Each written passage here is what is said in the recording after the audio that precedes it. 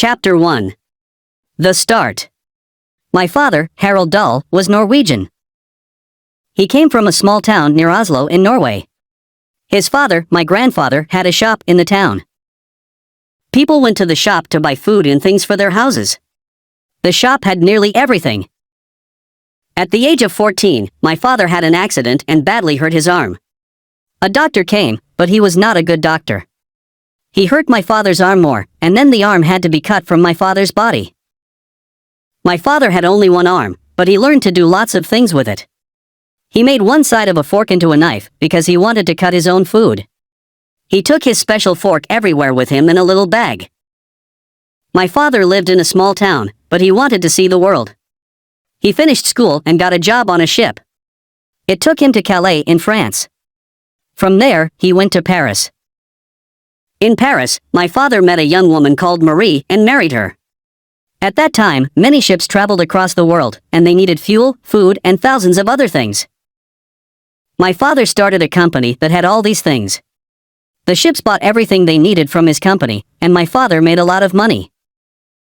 He took his family to Wales because Cardiff was an important city for ships.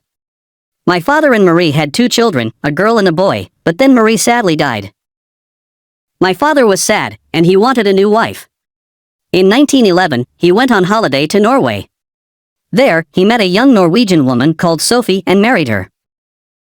They had 4 more children, 2 girls, a boy, me, in 1916, and a 3rd girl. Now they had a happy family with 6 children. We all lived together in a big house in Wales, in a village 8 miles west of Cardiff. We had chickens, cows, and horses. Our big family was very happy. But then my sister Astrid got an illness, and she died. She was only 7 years old. My father got a different illness, and he died, too. Maybe he did not fight his illness, because he was very sad about Astrid. Today, these illnesses do not often kill people. Doctors can give people something to make them better. But, in 1920, doctors could not help my family. Now my mother had 5 children, a new baby and no husband. She was a young Norwegian in a strange country, and her family were all in Norway. But my mother stayed in the United Kingdom because my father wanted his children to go to school in England. English schools are the best schools in the world, he always said. I do not remember a lot from my earliest years, but I can remember one thing very well, my tricycle. A tricycle is a bike for small children, but it has 3 wheels. My sister and I loved to ride our tricycles as fast as we could in the middle of the road. It felt good to go very fast. We could ride in the road because there were not many cars in those days. Chapter 2. The Sweet Shop. In 1923, I was 7 years old, and I started school. Every day, my friends and I walked about a mile to school, and we went past a sweet shop. And every day, we stopped and looked at all the wonderful sweets in their jars. Sometimes we had money, and we could buy some sweets. But there was one problem. A bad woman worked in the shop. Her name was Mrs. Pratchett. Mrs. Pratchett was a small, ugly old woman. She never smiled, and she was never friendly. She always shouted at us, "I'm watching you, or you have to buy something, or you must go away." She was also very dirty. Her clothes always had egg and bread and tea from her breakfast on them. Her hands were gray and dirty, and her fingers were black. And she put these dirty hands into the jars of sweets. Of course, this did not stop us from buying the sweets. But we did not like Mrs. Pratchett. At school, my friends and I found a small place under the floor. We kept our sweets and other special things in it. One day, we found something new there, a dead mouse. "I have a plan," I said. "Let's put it in one of Mrs. Pratchett's sweet jars. She will put her dirty hand in the jar, and she will find a dead mouse." "Yes," my friend said. "We will do it today. You must put the mouse in the jar, because it's your plan." "I will ask for some yellow sweets," my friend Thwaites said. "They are at the back of the shop. Mrs. Pratchett will turn and get them. Then you can quickly put the mouse in the jar with the pink sweets in it. It's the nearest one to us." That afternoon, we walked into the shop. We were all very excited. Thwaites asked for his sweets, and Mrs. Pratchett got them for him. I quickly put the mouse in the jar with the pink sweets. Then Mrs. Pratchett looked at us with her ugly little eyes. "Only one of you is buying sweets. I don't want you all in here," she shouted. "Go away." We ran outside. "Did you put it in the jar?" asked my friends. "Of course I did," I said. I was happy, and my friends were happy, too. "You were great," they said. The next morning, we walked past the shop and saw a message on the door. The shop was closed. We stopped. The shop was never closed at this time in the morning. We looked through the window. The jar was on the floor, and there was broken glass everywhere. The mouse was on the floor, too. But we could not see Mrs. Pratchett. Something was very wrong. Mrs. Pratchett had a shock, Thwaites said. Shocks can hurt old people. Bad things happen to them. What? We said. What happens to them? Their bodies stop, and they die, Thwaites said. Then he said to me, "You killed her." Me? I said. Why only me? It was your plan, Thwaites said. And you put the mouse in the jar. I was a killer. At school, I felt bad. I am only 8 years old, I thought, because I wanted to feel better. No little boy of 8 kills anyone. It's not possible. The teachers sent everyone outside. I waited for the police to come and take me away. Mr. Coombs, the headmaster, came outside with a woman. It was Mrs. Pratchett. She was not dead. I was not a killer. The old woman looked at all the boys, and she pointed a dirty finger at Thwaites. "That's him," she shouted. "That's one of them." Everyone in the school looked at Thwaites. "That's one, too," she said. She pointed a finger at me. Then she pointed at our 3 other friends. My 4 friends and I went to the headmaster's room. It smelled of tobacco. Mr. Coombs was a very tall man, and in his hands he held a long, yellow cane. I was very frightened of him and his cane. Mrs. Pratchett was in the room, too, because she wanted to watch. "You," said Mr. Coombs. He pointed the cane at Thwaites. "Come here." Thwaites walked very slowly. He put his hands on the floor, and the headmaster hit his bottom with the cane. It made a loud noise. Little Thwaites flew in the air. "Out!" he shouted. "Harder!" shouted Mrs. Pratchett. The headmaster hit Thwaites 4 times. We had to watch and wait. After all the other boys, it was me. I put my hands on the floor. I heard the noise first and felt nothing. Then I felt the cane. My bottom was on fire. I breathed out very hard, and there was no air left in my body. The second time, the cane hit me in the same place, and it hurt a lot more. After 4 times, it was time to go, but it was difficult to walk. My bottom was on fire, and I held it with my hands. "Thank you, headmaster," said Mrs. Pratchett, happily. "There will not be any more dead mice in my sweet jars now." Chapter 3. Summer Holidays. Summer holidays. What wonderful words. Every summer, from the age of 4 to 17 years old, was wonderful. We always went to Norway for our holidays. Norway was home for us because my family was Norwegian and we all spoke the language. We were always a big group of 10 or more people. There were my 3 sisters and my very old half-sister, that is 4 people. There was my half-brother and me, that is 6. There was my mother, 7, and someone to help, 8.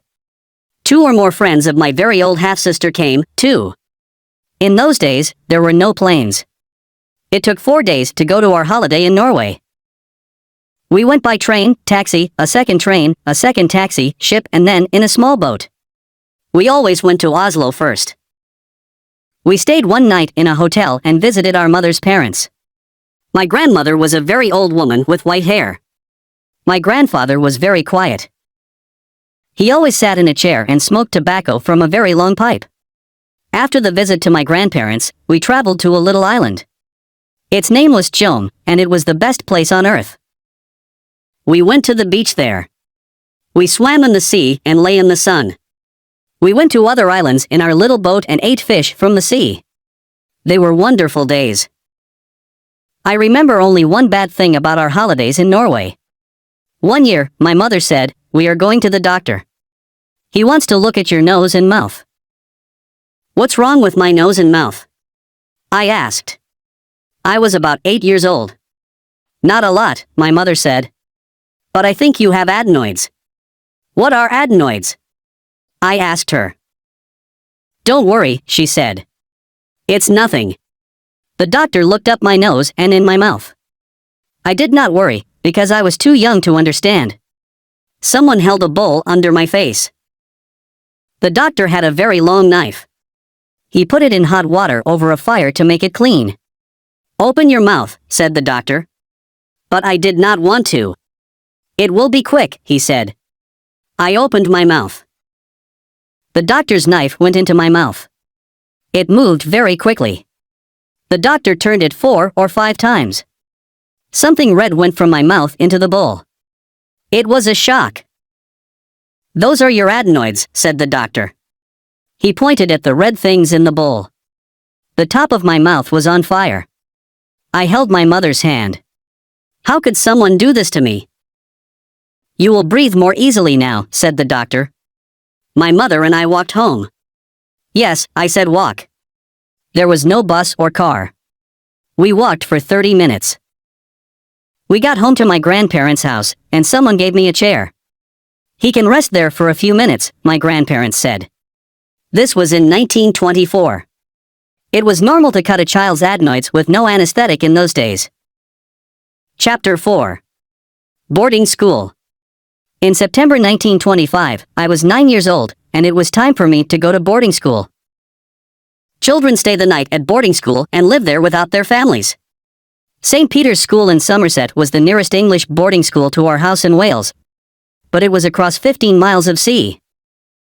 The sea was called the Bristol Channel. For school, my mother gave me a very special new box. It was called a tuck box. Every child at boarding school has a tuck box. They are always closed with a key, and no teacher can look inside them. Boys keep food, toys, and other special things in them. At St. Peter's, one boy kept a frog in his tuck box. My mother traveled to St. Peter's School with me. We went to Cardiff in a taxi and then across the water by boat. On the English side, we went in a second taxi to the school. I had a new school uniform. All my clothes were new, and everything had my name on it. St. Peter's School was outside the town. It had beds for 150 boys and rooms for the headmaster's family. There was a lot of grass outside for playing sport. On the first day there were many boys and their families in front of the school. The very tall headmaster walked from group to meet the parents. "Goodbye, Mrs. Dahl," he said, quickly. "It's time to go. Don't worry, we will look after him." My mother understood. She said goodbye to me and left in a taxi. The headmaster went to talk to a different family. I stood there with my new tuck box and began to cry. I was sad because I did not want to live away from my family. Life at St. Peter's School was difficult. The teachers were not friendly, and I was always frightened of the cane.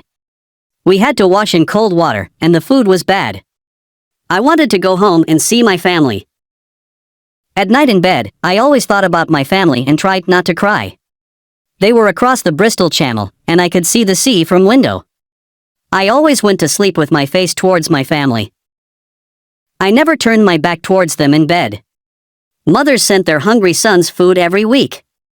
This made the headmaster happy, because food was expensive. "Send food as often as you like. Once a week. Or twice a week," the headmaster always said. "Your boy gets good food here, but food from home is always more special. You can send them things like fruit and a big cake. You don't want your child to be the only boy with an empty tuck box." Every Sunday, every boy at St. Peter's wrote to his family. We never wrote about the bad things at school. We only told our parents good things, because the headmaster read our letters. He saw our bad spelling, but we could not change it in the letters. We had to write the words correctly later. No teacher has read this letter, our parents thought, because there is bad spelling in it. Everything in this letter must be true. My child is happy at school. I wrote to my mother that first Sunday, and then I wrote to her every week for 32 years. Sometimes more than once a week. In 1957, she died, and I found more than 600 of my letters to her. She kept them all. Chapter 5. A drive in a car. After 3 long months at boarding school, it was time for me to go home for the Christmas holidays. How wonderful to be away from school. While I was at St. Peter's, my family bought a car. I was very happy to be home with my family, and I was also excited about the car. In 1925, anyone could drive a car. You did not need to learn a lot. My very old half-sister was 21 years old. She had 2 30-minute lessons, and then she could drive us in our car. That day, 7 of us sat in the car. In the car were my very old half-sister, my half-brother, 18 years old, my sister, 12 years old, my mother, 40 years old, 2 small sisters, 8 and 5 years old, and me, 9 years old. We were very excited. How fast will it go? We asked our very old half-sister. Will it go at 50 miles an hour? It can go at 60 miles an hour, she answered. Oh, let's make it go at 60, we shouted. We will go faster than that, she said. My very old half-sister started the car, and we drove slowly through the village.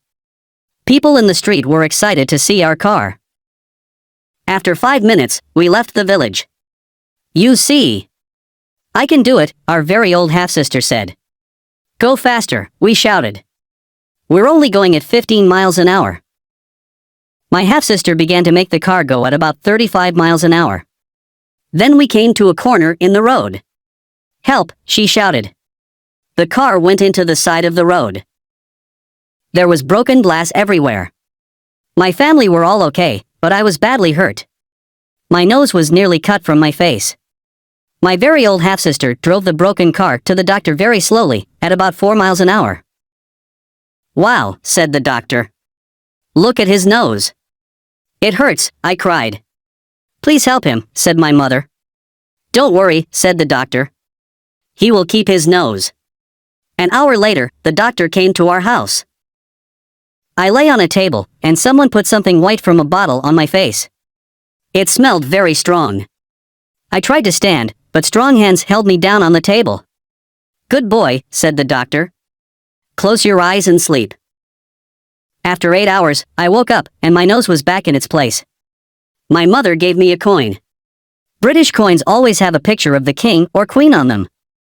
In those days, the king was George V. Well done. This is for you, she said. Chapter 6. Goat's Tobacco. In 1926, my very old half-sister chose to marry an English doctor. He came on holiday with us to Norway. My family always did everything together, but now my half-sister only wanted to be with this man.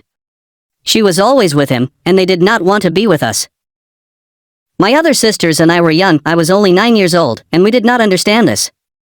We did not like the young doctor, because he took our sister from us. But we also did not like him because he smoked a pipe. He always had the pipe in his mouth, and it smelled very bad. One day on the beach, the young doctor went swimming. He left his pipe with us and did not take it into the sea with him. Then I saw some goat droppings on the ground, and I thought of a plan. I quickly put some of the goat droppings in the pipe, under the tobacco.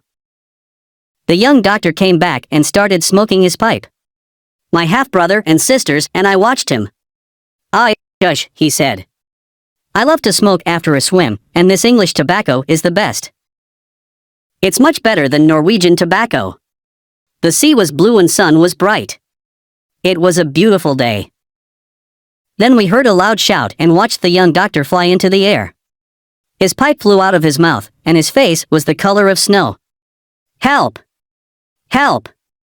My body is on fire," the doctor shouted. My very old half-sister was very frightened. "What's wrong? Where does it hurt?" she cried.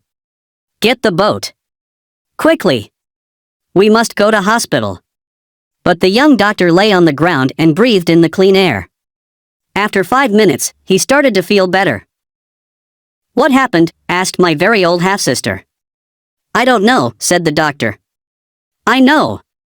I know," said my little sister, excitedly. "Tell us," said my very old half-sister. "It's his pipe," shouted my little sister. "What's wrong with my pipe?" asked the doctor. "It had goat droppings in it," said my little sister, and she laughed. My very old half-sister and the doctor quickly understood. And they were very angry. The doctor stood up. My half-brother, sisters, and I quickly ran away from him into the sea. Chapter 7. Repton. In 1929, my mother asked me, "Do you want to go to Marlborough or Repton?" They were famous and expensive English schools, but I knew nothing about them other than that. Repton, I answered, because it was an easier word to say than Marlborough. Very well, said my mother. You will go to Repton. Repton was a boarding school in the middle of England. Every Repton boy wore the same, very strange, uniform. I wore it, and my sister laughed at me. I felt stupid in the clothes for Repton, but in the street my mother said, "You look good in your school uniform. People can see it. They think you are important because you go to a famous school." At the station, I saw many boys, and they all wore the same uniform. The train took us all away to Repton. I was 13 years old. Lots of strange things happened at Repton, they did at all English boarding schools. Older boys were always more important than younger boys, and a small group of the oldest boys were the most important of all. At Repton, we called these boys Boazers. Boazers told us what to do. And we had to do it. We cleaned the Boazers' rooms and made their fires. We sometimes cooked their breakfast. Boazers were always right, and younger boys were always wrong. On Sundays, 2 other boys and I had to clean our Boazers' room. We cleaned it for hours. We washed the floor, the windows, and the walls. But the Boazer often found something wrong with our cleaning, and he hit us with a cane.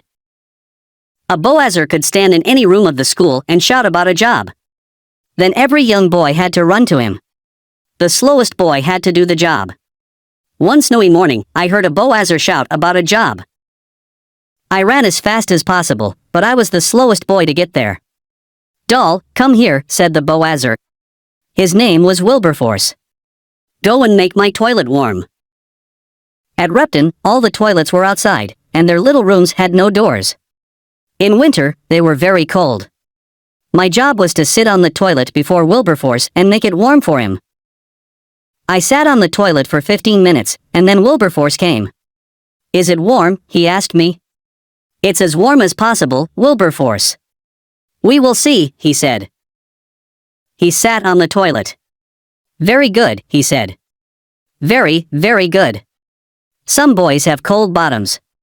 I only use boys with warm bottoms. I will not forget you." He did not forget me. I always carried a book with me because I often had to sit on Wilberforce's toilet. It was very boring. In my first winter at Repton, I read many books by Charles Dickens on Wilberforce's toilet. Not everything at school was bad. Sometimes all the boys got a gray box from a company called Cadbury's. Cadbury's made wonderful chocolates. Inside the box were 12 different chocolates. We always knew one of them well, but 11 of them were new. There was also paper in the box. Our job was to try all the chocolates and write the good and bad things about each one on the paper. Cadbury's plan to ask us about their new chocolates was a good one. Boys at Repton were some of the best chocolate customers in the world. Who knew more about chocolate than us? How do companies plan their new chocolates? I loved to think about this. Many years later, I needed a story for a new book. I remembered those little boxes of chocolate at Repton, and I started to write my book Charlie and the Chocolate Factory. Sport is very important at English boarding schools, and we played a lot of it. Happily, I was good at sport, and I enjoyed it. Playing sport helped to make the long days shorter. Life at school was easier for good sportsmen, but it was difficult for bad sportsmen. My favorite sport was a very fast game with a ball. It was called fives. Because I was one of the best at fives at Repton, I traveled to other boarding schools and played it with their boys. I also played football and a ball game called squash. At school, I loved taking photos. Today, cameras are very easy to use, but in the 1920s they were difficult work. I had a big, heavy camera with glass plates. I made a darkroom near the school's music rooms, and I made many photos there. After school, "Do you want to study at Oxford or Cambridge?" my mother asked me one day. These are great and very famous places, and boys from good public schools normally wanted to study at them. But I did not want to study more. I chose to start work at a company called Shell because I wanted to see the world. I traveled to many countries with Shell, but that is a different story and a different book. I may tell it one day.